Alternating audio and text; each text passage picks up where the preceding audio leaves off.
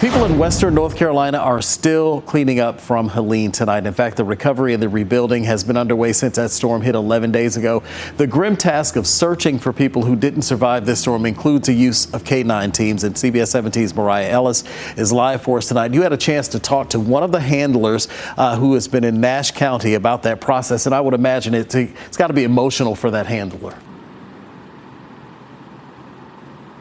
Yeah, that's right. Jack Thorpe actually tells me he's worked with cadaver dogs for more than 20 years, and he says his K9, Fiji, actually has a sense of smell that's 10,000 times stronger than a human's.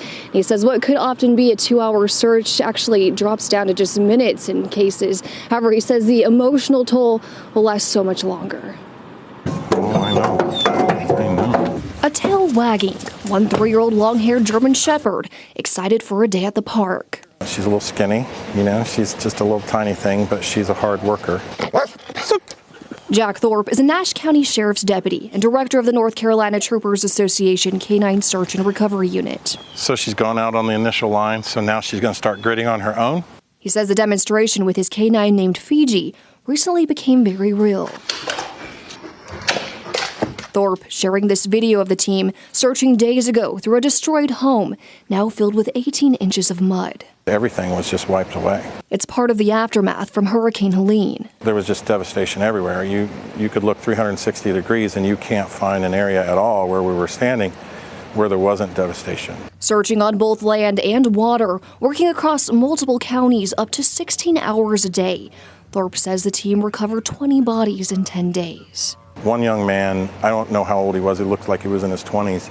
He just came up to us and he said, "Have you seen my parents?" And he lived in the neighborhood we were about to search, and 90% of the neighborhood was gone. It wasn't really until the drive home when the adrenaline rush from the entire time started to slow down when it really hit me. The deputy says he wasn't alone, but worked beside 2 civilian handlers, Anicia Justice and Athena House, both volunteering their time to bring families a sense of closure. And they worked just as hard as I did, if not harder.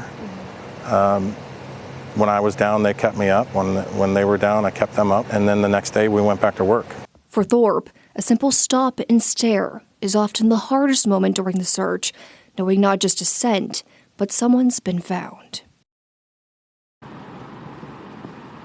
Thorpe also tells me they currently have another team that's actively helping over there with FEMA, and he says just because of the amount of debris, the amount of mud in certain areas, they weren't able to access all locations. He believes it could be another couple months for the search to continue.